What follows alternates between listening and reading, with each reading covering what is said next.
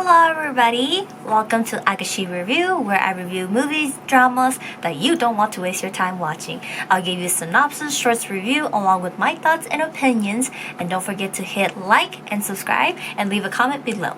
Now let's go into the review. Hello everybody, Agashi here. So today I'm doing a Chinese drama review on the drama called The Love You Give Me. I'm pretty sure a lot of you have already seen it, watched it. I think at this point it came up to already episode like 20 already, around there. But yeah, like it's only a total of 28 episodes. It airs on Monday to Thursday, and I actually didn't like get to it until I saw all these crazy fan about it and everything, because apparently they were in the other drama before together called Once We Got Married or something like that. So I don't know, so it became like everybody's liking it. So I did give it a shot. Before I actually watched it, I watched a lot of clips, and to be very honest with you guys, I did skip a lot of things. So I watched like the first 10 episodes of it, and I kind of just skimmed through the remaining ones, and I was just like, okay, I like it, I'm gonna let it finish so I can actually watch all of it. So I'm just gonna go over the synopsis, the cast, and basically kind of a little bit here and there what happened and what are my thoughts are for you guys. So as for our synopsis, it's well, let's go ahead and start out with cast instead. I was like, I'm getting everything all mixed up right here. But as for our cast, we have Wang Jiqi as Xin Qing, and then Wang Yuwei as Ming Huang, and then Qiu Yixing as Ming Chu, Mi Chuan, and then Li Chuan as Chu Ruji, and Ma Xingru as Chao Mu, and then Chen Xinghai as Chen Jianzhu, and there's Lin Xinyao as Yao Jingzhu, and there's Kim Jin as Chen Qiren, and all these other people, like sisters, secretaries, other co-workers, assistants, all of that. But as for the synopsis, 5 years ago, a young woman named Ming Huan accidentally fell in love with a man named Xin Qing, but things between them were complicated because Ming Huan was pretending to be Xin Qing's long-lost friend, Su Tian, which Su Tian passed away already. More and more we find out that Xin Qing is suffering from a heart, congestive heart disease or something like that, and Mi Huang wants to help him, eventually falls in love with him because she doesn't want him to suffer.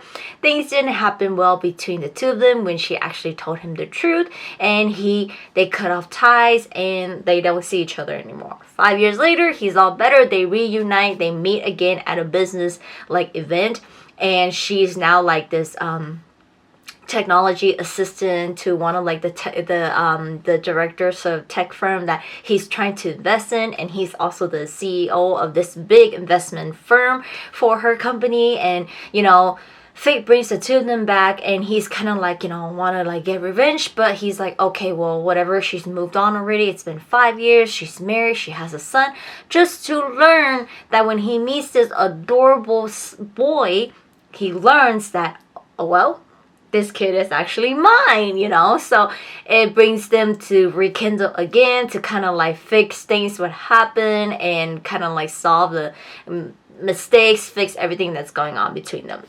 So basically the synopsis pretty much give you the gist of everything, So obviously the drama starts us off with, it's at an event party, and we see Ming Hua. She's all dressed, all beautiful in this red dress, and she's seducing Chen Qiren, who's married, and it's Xin Qing is there. He sees all of it. It's upsetting to him, and he kind of stops everything. And after that, it's she's all oh my gosh, you're back, and he's just you're still the same person you ever were, So it shows her daily life of how she lives, and she has a son, and then we learn that the only reason why it looked like she was seducing the guy at the party was not because she wanted to, but was because she needed to do that because her son has a heart condition and he's in the hospital. Which in the first episode, Xin Qing actually ends up meeting the boy already, and then they end up, always she has like this big project called Miss, where she's trying to get it to work to be in like the hospital where her son is actually at, and he's the new CEO who's going to be like investing the money into them. So they already start off not good, and they have a past relationship, which they're kind of just like keeping it a secret. And you know, they're always trying to like, you know, he's always trying to like bring her down, and still like so upset about her at what happened in the past and stuff like that. So at the end of like every episode, it gives us like kind of like sneak peek preview of what happened like 5 years ago, you know.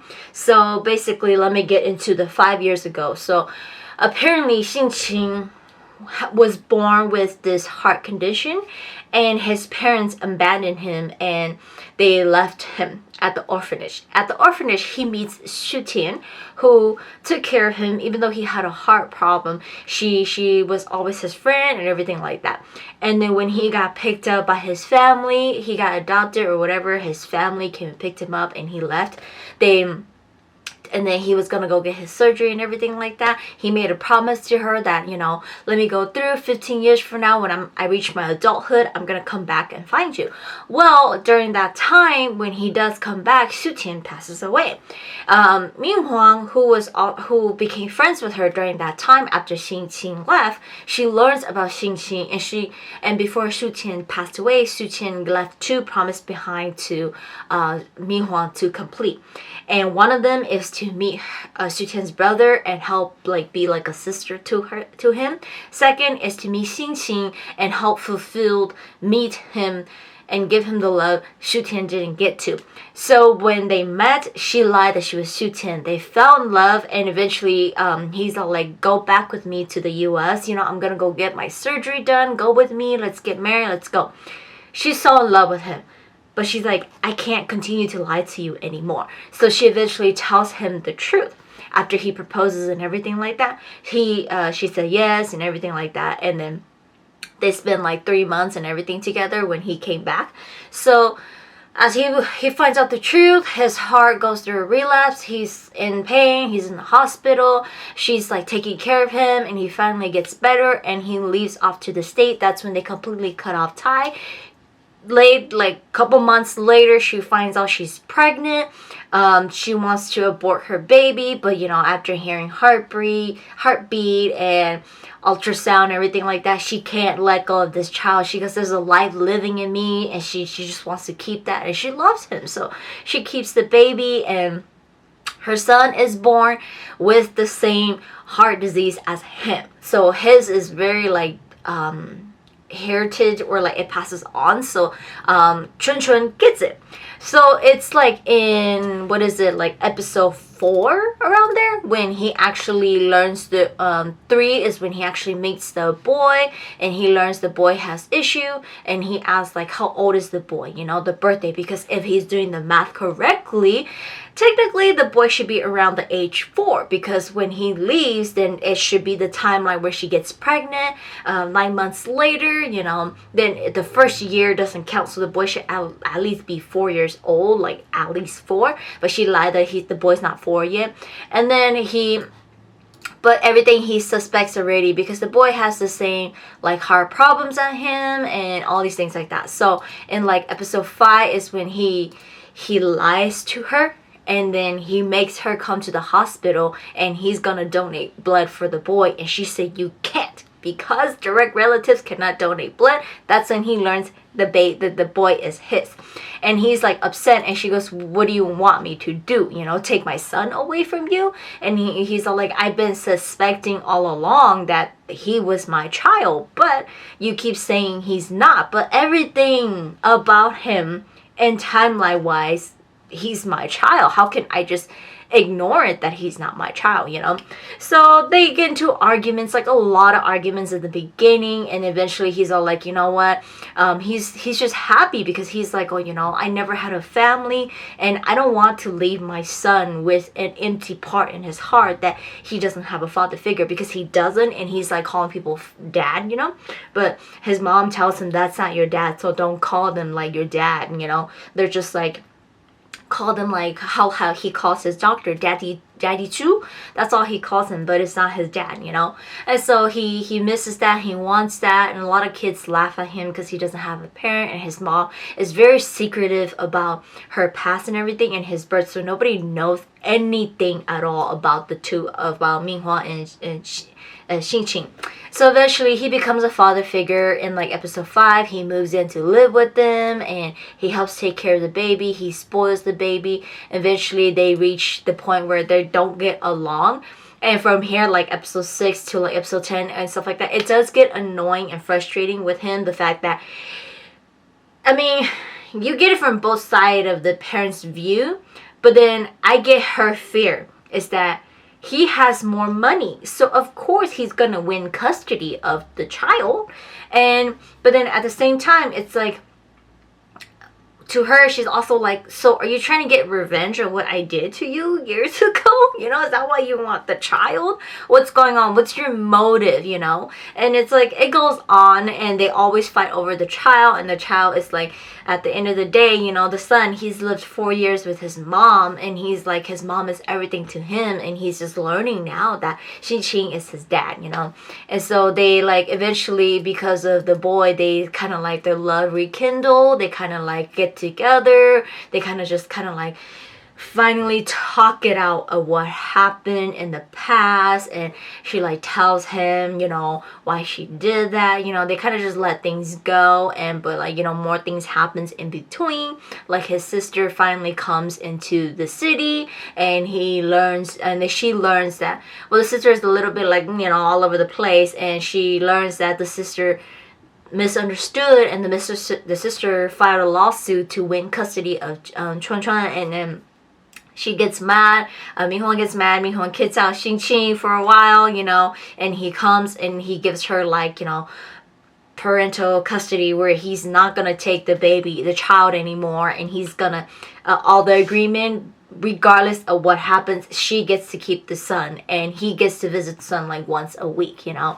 and all these things like that. So they go through a lot of hardship in the beginning of trying to just work things out together, and she's just like having a lot of, you know, work related in between, of she's trying to beat out the bad guy, and he's like kind of like, oh, you know, I'll let you do what you gotta do, you know, but hey, you know, I can't.